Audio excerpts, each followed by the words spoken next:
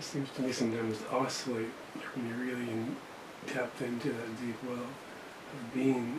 It oscillates between a deep, respectful silence, almost an awe and appreciation and noticing, which just commands silence and elicits silence. But then it can, like a sine wave, start to rise up again into that lightness and even laughter. That's really delightful what it does. Yeah. It's like, yeah, 'cause sometimes I think my mind can make it to the judge. It's like, oh, I'm laughing in a place which is really maybe disrespectful to those that are in silence, and I feel this tendency to admonish that or restrict it, and then, just allow that, and it seems to give way so I can join others in silence, and it's all about letting go of that judgment, really. Yeah. I even like how you recognize that sine wave, and on some level we could say that what you described as the sine wave, it is the flow of consciousness itself, and it flows between everything and nothing. In reality, there really isn't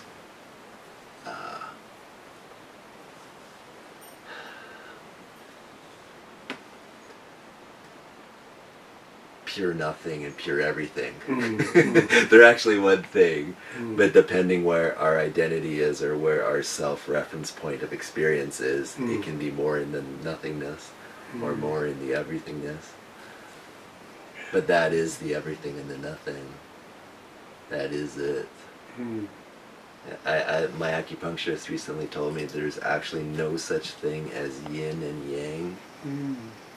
They're just kind of like, almost like conceptual states that don't exist in reality. It's kind of the same with everything and nothing. I mean, I'm talking about like a ripened state of that, where the edges have just completely transparently dissolved. As we sort of drop into that, I mean, that's where the whole embodiment conversation kind of comes into. It's not, this is why if the teaching that we're following is constantly pointing towards the witness state, it's fine, but it needs to be recognized that it's actually a teaching strategy to get the awareness out of the mind, but it's not the final state. It's getting out of the mind, and that's what waking up is. It's what wakes up. Awareness wakes up to itself. The witness wakes up to itself. We are that. So the simplicity of the practice is when we, our sense of self, can witness, maybe initially as a bubble, but eventually as the field, all that's happening is enough awareness, consciousness is coming out of the mind, and it already is saying, I am. Within the mind and egoic identity, it's saying I am, but I am this egoic identity, which is like a point in infinity. So when we find the everywhereness of the field, then we can say I am awareness. But there's still two things. There's the witness and what's being witnessed.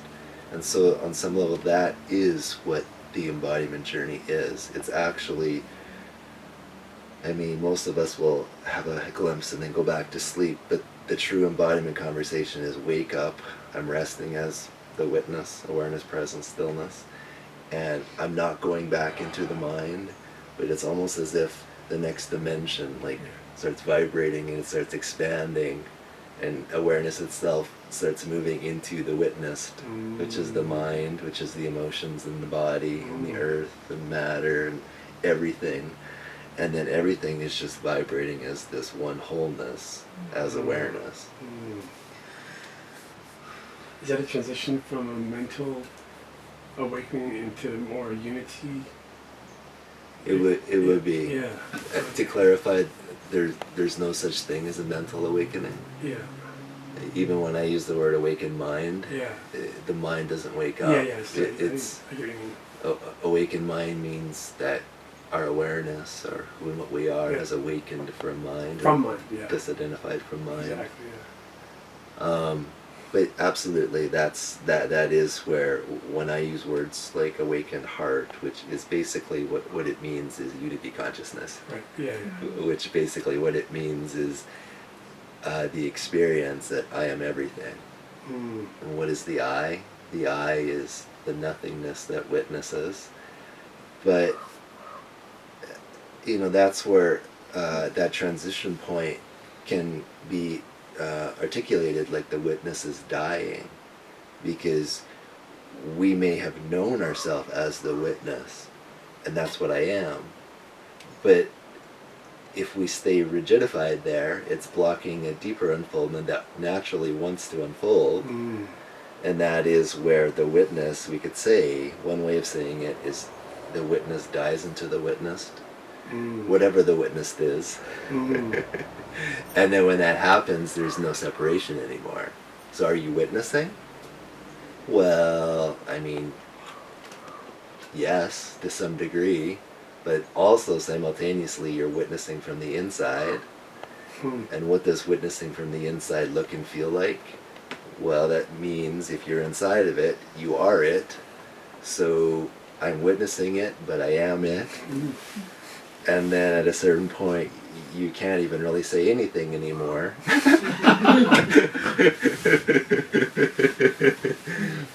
But I mean, that's the same, likewise, when I use the word awakened gut or awakened body or awakened belly, it's that same realization. I mean, if we're experiencing unity consciousness, we're already everything, and so oneness is there.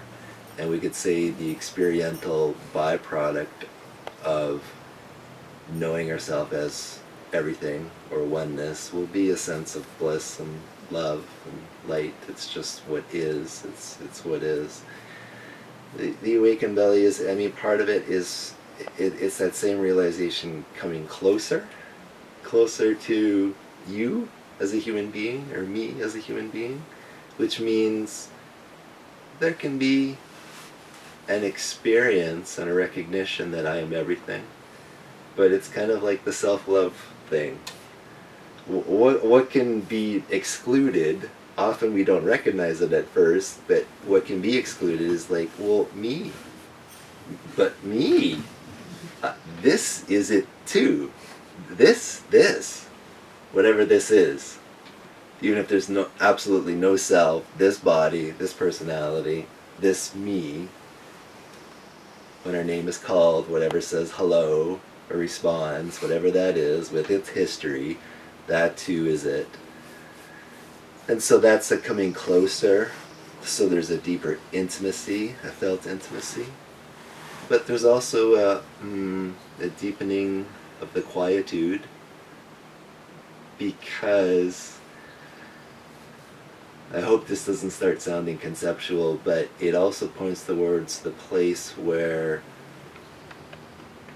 that's beyond oneness, the place where oneness dissolves back into source itself, which is, when I use the word no self, or Adia does as well, that we're talking about that.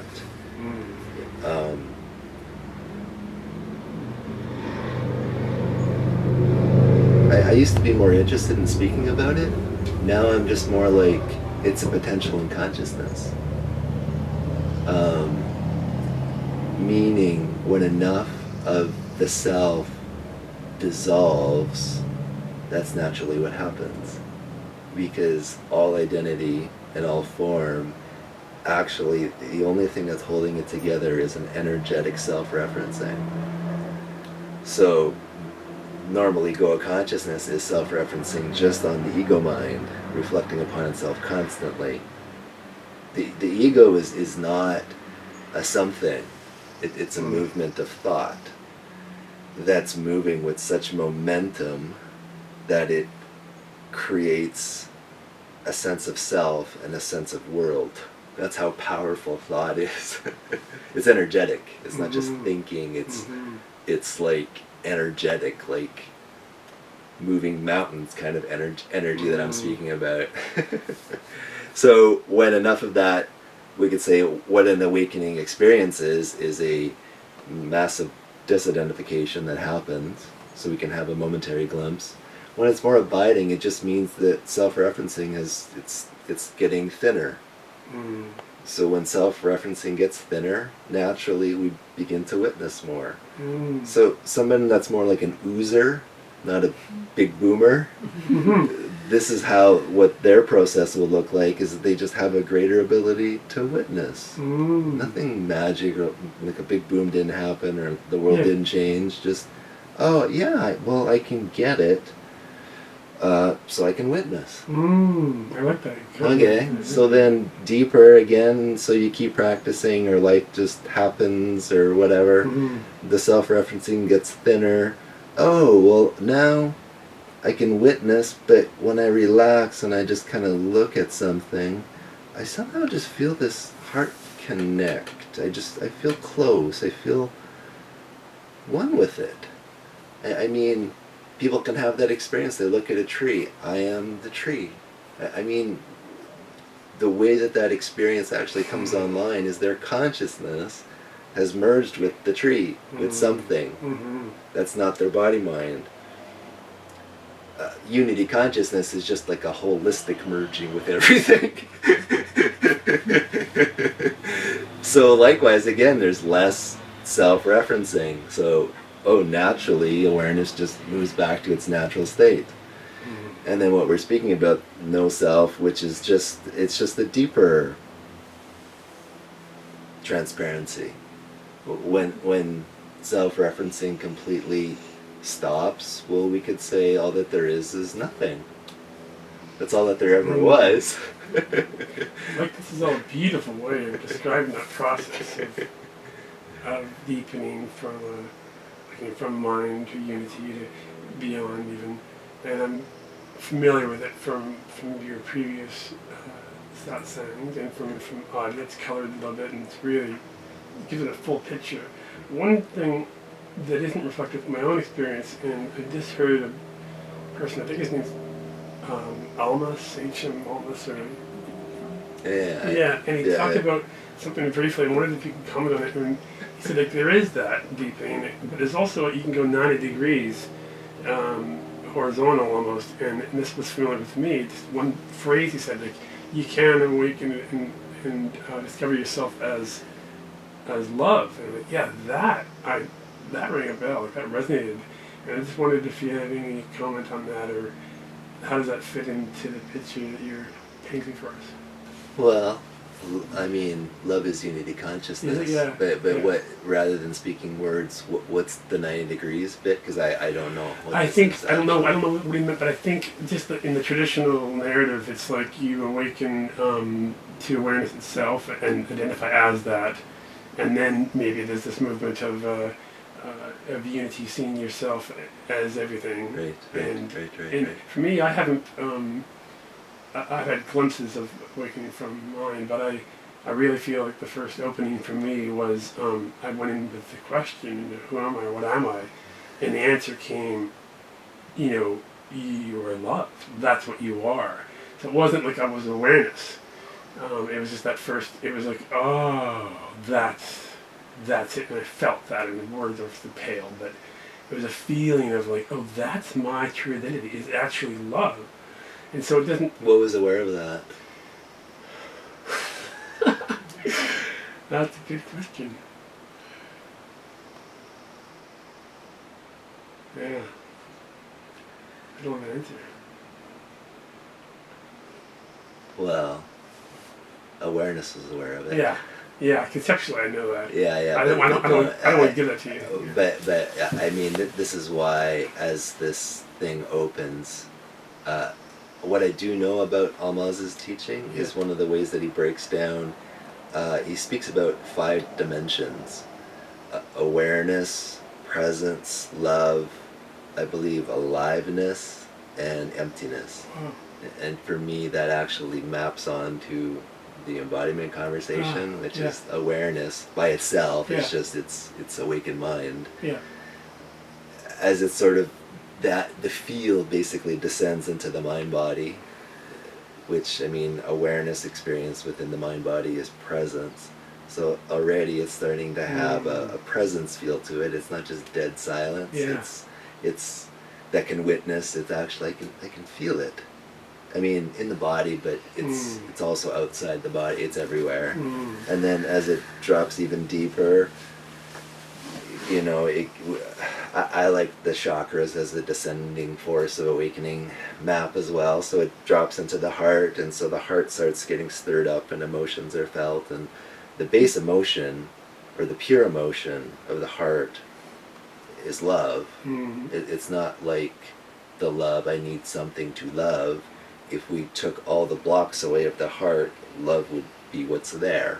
Just like if the only center that's open is the mind, if you take all thought away, what's left is awareness. And so then the aliveness, I mean, it's descending deeper into the lower chakras, which are all about power, embodiment, because they're closer to the body, but they're primal, the instinctual forces. So it's alive. It's not even just love. It's like ecstatic love. It's like the love that just will do.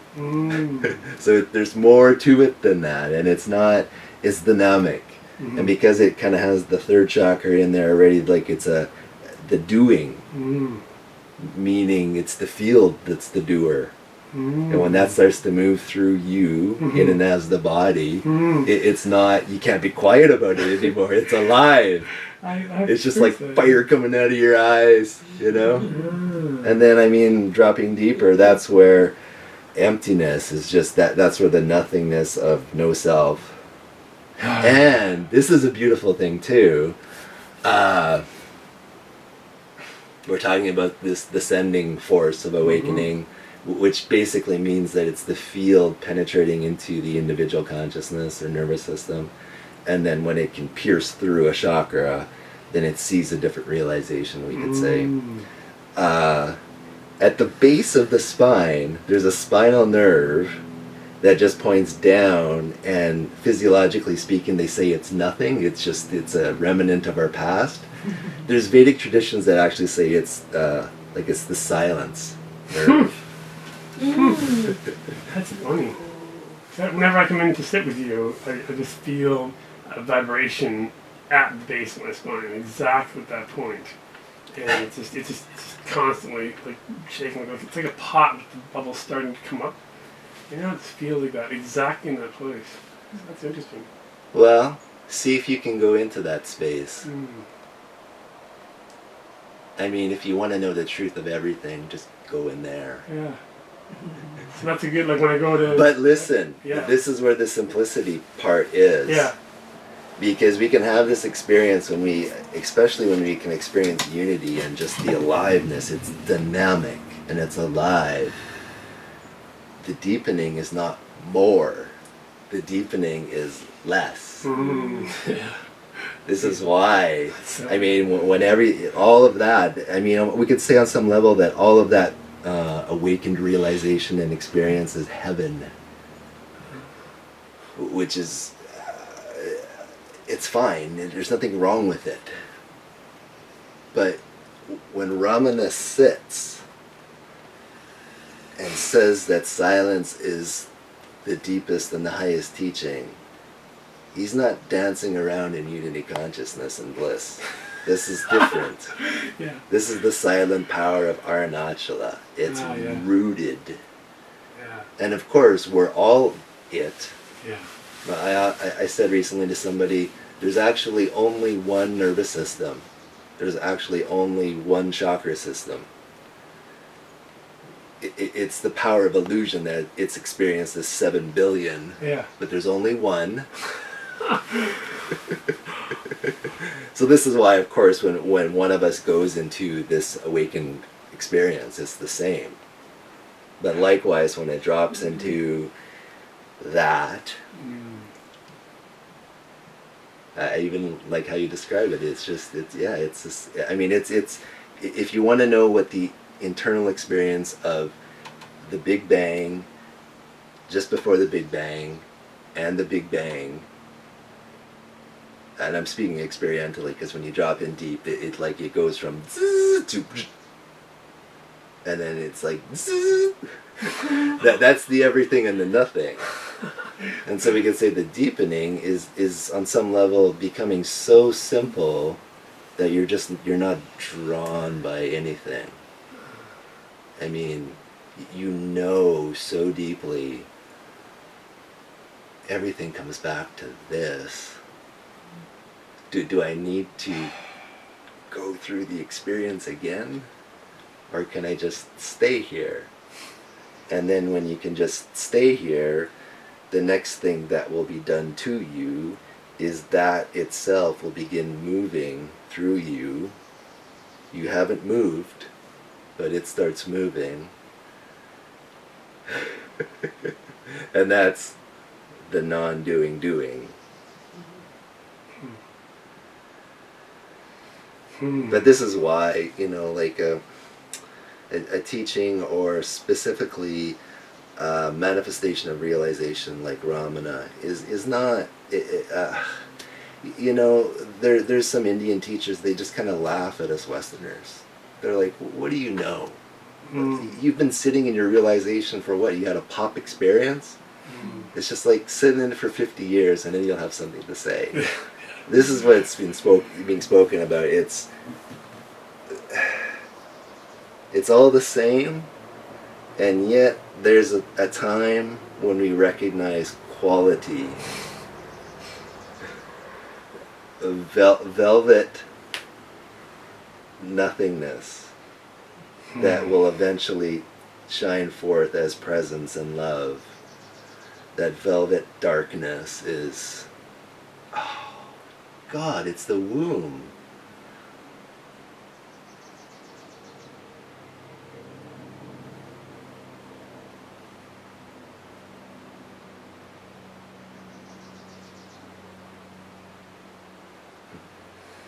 It's what makes love love. It's what makes beauty beauty.